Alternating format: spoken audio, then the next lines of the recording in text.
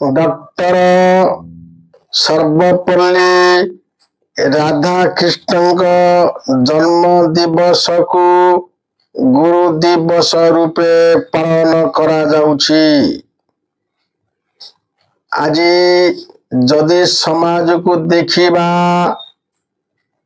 विभिन्न धर्म संप्रदाय मध्यरे शिक्षक मानकर बा गुरु मानकर अभाव नहीं। प्रतिटी मुहूर्त रे धर्म शिक्षा दिया जाउछि। मनीष मानकु कुपथरु सुपथकु नबा पाई, अंधकारु आलोककु नबा पाई, पापरु पुण्यकु नबा पाई, समस्त विषय रे प्रांजल भाव रे सुशिक्षा और परामर्श दिया जाउछि। उद्यान माली जेपरी समस्त वृक्ष राजी मानकर रक्षणाबेक्षण करिबारे मुख्य भूमिका ग्रहण करिथांती, ठीक सही परी गुरु माने तांको शिष्य मानकर शारीरिक मानसिक बौद्धिक शैक्षिक आध्यात्मिक और चरित्र गठन करिबारे मुख्य भूमिका निर्वाह करिथांती। एही जड़ जगत रे आमे रहिथिले सुधा परस्पर ठारू किछि ना किछि उत्तम विषय शिक्षा लाभ करिथाऊ। से दिन अवधूत 24 जनଙ୍କୁ गुरु रूप रे ग्रहण करिथिले। से जाहांको ठारू किछि उत्तमता गुण प्राप्त हेले बा सेमानंको ठारू किछि उत्तम विषय शिक्षा करी पारिले बा किछि लाभ पाइले, से समस्त विश्व रे आकर्षित हुई सेमानंको गुरु रूप रे मान्य कले। सेमाने सजीव हंतु बा निर्जीव हंतु,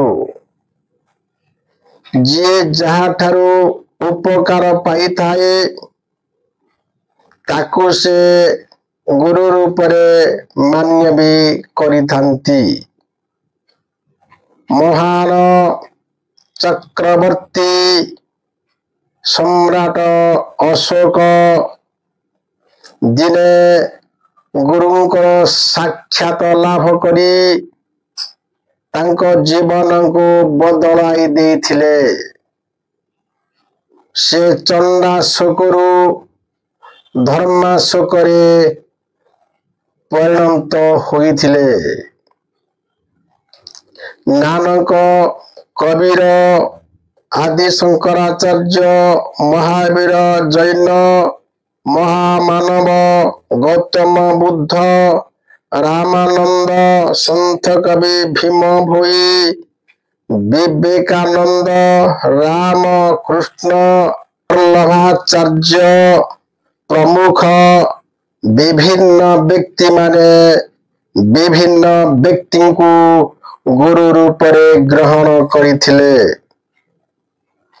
भारतीय संस्कृति रे प्रमुख मान्यता पाई थांती 5 जन गुरु। पिता गुरु, माता गुरु, शिक्षा गुरु, कर्ण गुरु, ज्ञान गुरु बा आध्यात्मिक गुरु।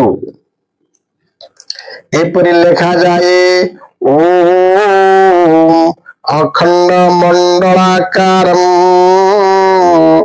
व्याप्तं येन चराचरं तत्त्वदं दर्शितं येन तस्मै श्री गुरुवे नमः। कौन लिखा जी भागवत रे मोहिबसई गुरु देह गुरु मो ठारो भिन्न नुहे गुरु को मणिबलर गुरु ही साक्षात ईश्वर से दिन कृष्ण अर्जुन बाचर लेखा जाइछिला ए गुण थाए हे अर्जुन ए काहु पाइब सद ज्ञान गीता कौन कहे अज्ञान तिमिरन्धस्य ज्ञानञ्जय शलाकया चक्षुरो नितं जन तस्मै श्री गुरुवे नमः अज्ञान अंधकार जे ज्ञान आड़ को नहीं जीव जे सत्पथ को नहीं जीव मु से गुरु को नमस्कार करुछि आयु कौन लेखा जाए गुरु हस्तगत कंची बिना काहे द्वार नुहे लोचन पूर्ण सत गुरु सौभाग्य मिले द्वार हे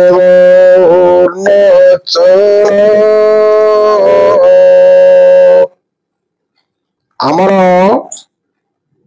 भितरे अनेक द्वार अछि एवं जो द्वार बंधन अवस्था अछि जड़े गुरु अछंती जो गुरु से ताला खोली दियंती से ताला जो बंधन अछि से बंधन को भांगी दियंती एवं तांको कंचिरे से ताला खोली दे से दिव्य ज्ञान प्रदान करती आध्यात्मिक मानसिक एवं ऐश्वरिक ज्ञान रे से आमको ज्ञानवंत करी थांती से होचंती आमर सद्गुरु ए सद्गुरु जेबे मारे गोइठा अंधार घरे जड़ेब इठा आयु कौन लिखा जाए अनहत शब्द अक्षय पुंजी को भरी भंडार गृहरे कल्प पकाई से कल्प कंची अर्पिछ गुरु हस्तरे तेणु गुरु निहाती आवश्यकता गुरु यदि न करिबा आमे कौनसी क्षेत्र में अग्रसर हो पारिबा नाही ताले गुरुर अर्थ कौन गुरु कहा को कहती तो अनेक गुरु अछंती शिक्षा दौरान दीक्षा दौरान ज्ञान प्रदान करुछंती प्रकृति रे कौन से माने गुरु हवा को योग्य पाठ पढ़ी देले पुस्तक अध्ययन करदेले घोषी पकेले कि गुरु होई पारंते नाही जाठी से गुरुंकर चरित्र गुरुंकर गुण थिब से केवल गुरु ही पारंती गु अर्थ अज्ञान अंधकार माया रु अर्थ अपसारित करिबा दूर करिबा निवृत्त कराइबा अतएव रोतीति इति गुरु अर्थात जिए अज्ञान अंधकार को अपसारित कराए से ही गुरु। गृणाति ज्ञानम इति गुरु गिरति अज्ञानम इति गुरु अर्थात जे आध्यात्मिक ईश्वरीय बा भगवत ज्ञान प्रदान करे से ही गुरु। जे अज्ञान निवृत्ति कराए से ही गुरु पदवाच्य। गो अर्थ गुणातीत रु अर्थ रूपातीत अर्थात जो व्यक्ति गुण रूपरे अद्वितीय से ही गुरु रूप अर्थ चरित्र को बुझाए। जे ज्ञान रूपक अंधकार ज्ञान रूपक आलोक आड़क कढ़ाई नियंती से ही प्रकृत गुरु। गुरुर चरित्र आचरण उच्चारण पवित्रीकरण बा शुद्धिकरण जीवन रहिबा आवश्यकता। एपरि लेखा जाइछि सेदिन कथा। जिहुदी धर्मगुरु गम्लिएल तांको जीवनर आचरण उच्चारण चारित्रिक गुण गारिमार प्रभाव शिष्य मानक उपरे प्रचुर परिमाण रे प्रभाव पकाई देथिला। से थिले प्रकृत गुरु। तांको ठारे गुरुर चरित्र गुण गारिमा पूरी जाइथिला। आमे आउ जणे गुरु को देखो से हेउछंती द्रोणाचार्य जहांको भितरे उच्च नीच पातर अंतर जाति व्यवस्थार अहंकार थिला। तत्सहित शेषरे छल कपट करी उत्तम शिष्य मूल निवासी एकलव्यर आंगुठी काटी देई थिले। तत्सहित अकर्मय करी देइथिले। अन्य जणे गुरु थिले से भद्र शांत परोपकारी निस्वार्थपर महान गुरु। तांको नाम शुक्राचार्य जे निजर शिष्य मानकु सदा सर्वदा सुपरामर्श देवा सहित सेमानकर अर्थात महादानी बड़ी राजांको ठारू आरंभ करी लंकार राजा रावण पर्यंत समस्त को सुरक्षा देवा संगे संगे निज जीवन को बाजी लगाई देउथिले। अन्यर मंगल कामना करी से ही दुख भोग करुथिले सुधा अन्य को साहाय्य करुथिले एवं निजे दुख रे थाई कष्ट रे थाई बाधा पाइले सुधा शिष्य मानकर मंगलर कारण होउथिले। से ही थिले प्रकृत गुरु पदवाच्य। एपरि गुरु मध्य दुनिया रे अछंती। गुरु बहवः सन्ति शिष्य बिता पहाड़ कहा दुर्लभ सद्गुरु देवी शिष्य संता पहाड़ कहा। तंत्र सार लिखा जाए कथा। अनेक गुरु माने अछंती जो माने ट्रेनिंग बा तालीम देउथिबा गुरु नृत्य गुरु संगीत गुरु विद्या गुरु ज्ञान गुरु बा धर्म गुरु सेमानक भितरु एभଳି गुरु गुरुजी माने अछंती ଯେଉଁମାନେ ଅନ୍ୟ ଶିଷ୍ୟମାନଙ୍କୁ ଅପହରଣ କରୁଛନ୍ତି, ଗୁରୁଜୀ ମାନେ ଶିଷ୍ୟମାନଙ୍କୁ ମଧ୍ୟ ଧରିକି ଫେରାର ହେଇଯାଉଛନ୍ତି। ଦୁଃଖର କାରଣ ସାଧୁଛନ୍ତି ଏବଂ କାହାକୁ ନେଇ ବିବାହ ହୋଇଯାଉଛନ୍ତି। କମ ବୟସ୍କ କି ଅଧିକ ବୟସ୍କ ଛାତ୍ରମାନଙ୍କୁ ମାନ୍ୟ ଦେଉନାହାନ୍ତି। ଲାଜ ସରମକୁ ସେମାନେ ଭୁଲି ଯାଉଛନ୍ତି। ବାପା ମାଙ୍କର ଅପମାନର କାରଣ ହଉଛନ୍ତି।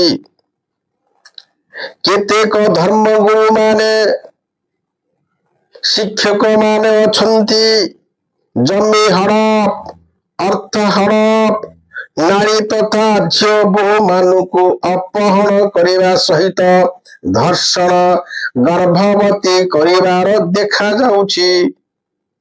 ଧର୍ମଗୁରୁ ମାନେ, ଦୀକ୍ଷା ଗୁରୁ ମାନେ, ଶିକ୍ଷା ଗୁରୁ ମାନେ କହନ୍ତି ଗୋଟିଏ କଥା, କରନ୍ତି ଗୋଟିଏ କଥା। କହି ଦଉଥାଏ ପରକୁ, ବୁଦ୍ଧି ନଦୀ ସହି ଘରକୁ। ମଦ୍ୟପାନରୁ ଆରମ୍ଭ କରି ଗଞ୍ଜେଇ ତଥା ନିଶା କାରବାରରେ ଏମାନେ ଜଡ଼ିତ ହୋଇଯାଉଛନ୍ତି। ଗୁରୁମାନେ ମଧ୍ୟ ଯେଉଁ ଗୁରୁଜୀ ମାନେ ନିଜ ମନକୁ ସଂଯତ କରିପାରୁନାହାନ୍ତି, ପ୍ରଲୋଭନ ଠାରୁ ନିଜକୁ ରକ୍ଷା କରିପାରୁନାହାନ୍ତି, ସେମାନେ ଗୁରୁ ହେବାର ଯୋଗ୍ୟ ନୁହେଁ। ଯେଉଁ ଜ୍ଞାନ ଗୁରୁ, ଧର୍ମ ଗୁରୁ ପାପ ଠାରୁ ଦୂରେଇ ନିଜକୁ ପବିତ୍ର ରଖନ୍ତି, ପର ଧନକୁ, ପର ଝିଅ ବୋହୂଙ୍କୁ ଲୋଭ ନ କରନ୍ତି, ଅନ୍ୟକୁ ନ ଠକନ୍ତି, ମିଥ୍ୟା ଭାଷଣ ନ ଦିଅନ୍ତି, ସେ ହିଁ ପ୍ରକୃତ ଗୁରୁ। ଫକୀର ମୋହନ ସେନାପତି ପଦଟିଏ କହିଲେ, ନାହିଁ ସେ ଗୁରୁ ପ୍ରୟୋଜନ, ଯେ ଲୋକରେ ଶିଷ୍ୟ ଧନ। ଯେ ଦିଏ ଶିଷ୍ୟ ତତ୍ତ୍ୱ ଜ୍ଞାନ, ତାହାଙ୍କୁ କରେ ମୁସଲମାନ। ସେ କଣ କହିଲେ?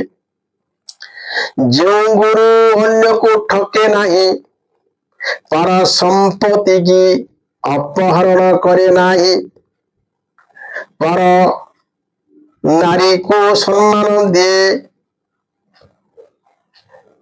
ନାହିଁ, ମୁଁ ତାଙ୍କୁ କେବେ ହେଲେ ଗୁରୁ ବୋଲି ମାନିବି ନାହିଁ। ସେହି ଗୁରୁକୁ ମାନିବି ଯେ ସମସ୍ତ କୁକାର୍ଯ୍ୟରୁ ଦୂରେଇବ। ମୁଁ ତାଙ୍କୁ ହିଁ କେବଳ ସମ୍ମାନ ଦେବି। ସେଦିନ ଯାକୋବ ମଧ୍ୟ କହିଛନ୍ତି ବାଇବେଲରେ, କଣ ଯାକୋବ କହିଲେ? ଯେ ସମସ୍ତେ ଶିକ୍ଷକ ହୋ ନାହିଁ, ହେ ମୋର ଭାଇ ମାନେ, ଶିକ୍ଷକ ଆମ୍ଭେ ମାନେ ଯେ ଗୁରୁତର ଦଣ୍ଡ ପାଇବା। ଅନେକ ଶିକ୍ଷକ ଆଜି ବାହାରିଛନ୍ତି, ଧର୍ମ ଗୁରୁ ମାନେ ବାହାରିଛନ୍ତି। ଧର୍ମ ଶିକ୍ଷା ଦେବା ସହଜ, ବାକ୍ୟ ବୀର ସହଜ, କର୍ମ ବୀର କେହି ହଉନାହାନ୍ତି। ସେଥିପାଇଁ ସାବଧାନ ହୁଅ ହେ ଧର୍ମ ଗୁରୁ ମାନେ, ଶିକ୍ଷକ ମାନେ, ଦଣ୍ଡ ପାଇବ ଗୁରୁତର ତୁମ୍ଭେ ମାନେ। ଯୀଶୁ ଖ୍ରୀଷ୍ଟ ମଧ୍ୟ ସେ କଥା ନିଜେ କହିଛନ୍ତି। କଣ କହିଛନ୍ତି? ସେହି ଗୁରୁ ମାନେ ଯାହା ଯାହା କହନ୍ତି ତାହା ମାନ ଓ ପାଳନ କର, ମାତ୍ର ସେମାନଙ୍କର କର୍ମ ଅନୁସାରେ କର୍ମ କର ନାହିଁ। କାରଣ ସେମାନେ କହନ୍ତି, ଭାଷଣ ମାରନ୍ତି, କିନ୍ତୁ କରନ୍ତି ନାହିଁ। ସେମାନେ ଗୁରୁଭାର ବନ୍ଧନ କରି ମନୁଷ୍ୟ ମାନଙ୍କ ସ୍କନ୍ଧରେ ଥୋଇ ଦିଅନ୍ତି, କିନ୍ତୁ ନିଜେ ଅଙ୍ଗୁଳି ଦେଇ ତାହା ଟେକିବାକୁ ଇଚ୍ଛା କରନ୍ତି ନାହିଁ, ଖାଲି ଭାଷଣ ମାରି କହିଦିଅନ୍ତି, କିନ୍ତୁ କୌଣସି ପ୍ରକାର ସାହାଯ୍ୟ ସହାନୁଭୂତି ଜୀବନରେ କରିକି ଦେଖାନ୍ତି ନାହିଁ। ଆଉ କଣ ଯୀଶୁ ଖ୍ରୀଷ୍ଟ ସେଦିନ କହିଥିଲେ, ଆଉ ଭୋଜିରେ ପ୍ରଧାନ ସ୍ଥାନ ଓ ସମାଜ ଗୃହରେ ପ୍ରଧାନ ଆସନ, ହାଟ ବଜାରରେ ନମସ୍କାର ପାଇବାକୁ ଓ ଲୋକଙ୍କ ଦ୍ୱାରା ଗୁରୁ ବୋଲି ସମ୍ବୋଧିତ ହେବାକୁ ଭଲ ପାଆନ୍ତି। ଆଉ କଣ କହିଲେ, ତୁମ୍ଭେ ଗୁରୁ ବୋଲି ସମସ୍ତେ ସମ୍ବୋଧିତ ହୁଅ ନାହିଁ, କାରଣ ସେମାନେ ଗୁରୁ ଯୋଉମାନେ କହନ୍ତି ତାଙ୍କୁଠି ଗୁରୁଙ୍କର ଗୁଣ ଅଛି କି ନାହିଁ ଜାଣିବାକୁ ପଡିବ, ଚିହ୍ନିବାକୁ ପଡିବ। ଏପରି ଗୁରୁ ହୁଅ ଯୋଉ ଗୁରୁ ଅନ୍ୟ ପାଇଁ ସୁଗନ୍ଧୀର ସ୍ୱରୂପ ହବ, ଅନ୍ୟ ପାଇଁ ଆଦର୍ଶର କାରଣ ହବ, ଅନ୍ୟ ପାଇଁ ଏକ ବାସ୍ତବବାଦୀ ହବ, ଅନ୍ୟ ପାଇଁ ଗୋଟେ ଉଦାହରଣ ସୃଷ୍ଟି କରିବ, ସେ ଗୁରୁ ହବ। ଯେ ଅକାର୍ଯ୍ୟ ଦୁର୍ନୀତି ଅନୀତି କରିବ, ଲାଞ୍ଚ ଖାଇବ, ଠକିବ, ବ୍ୟଭିଚାର କରିବ, ଦଳଭେଦ ମତଭେଦ କରିବ, ଅପହରଣ କାମ ଲିପ୍ତ ହବ, ମଦ ଗଞ୍ଜେଇ ଖାଇବ, ଅନ୍ୟକୁ ଠକାମିରେ ଶିକାର କରିବ, ସେ କଦାପି ଗୁରୁ ହେବାକୁ ଯୋଗ୍ୟ ନୁହଁ। ତେଣୁ ଏ ଗୁରୁ ଦିବସ ଆମ ପାଇଁ ଏକ ସ୍ମରଣୀୟ ହଉ, ଆମ ପାଇଁ ଗୋଟେ ଆଦର୍ଶର କାରଣ ହଉ। ପ୍ରକୃତ ଗୁରୁ କିଏ, ସେ ଗୁରୁଙ୍କୁ ଅନୁକରଣ କରିବା, ସେ ଗୁରୁଙ୍କୁ ଚିହ୍ନିବା, ସେ ଗୁ ଅର୍ଥ କଣ, ରୁ ଅର୍ଥ କଣ ଏତେବେଳେ ଜାଣିବା, ସେତେବେଳେ ଆମେ ଜ୍ଞାନବନ୍ତ ହବା, ସେତେବେଳେ ଦେଶ ପୃଥିବୀ ଗୁରୁମୟ ହେଇଯିବ, ଅଧର୍ମ ଅନିଦୁର୍ନୀତି ପଳେଇଯିବ, ତାହେଲେ ଏ ଗୁରୁ ଦିବସ ସାର୍ଥକ ହେବ।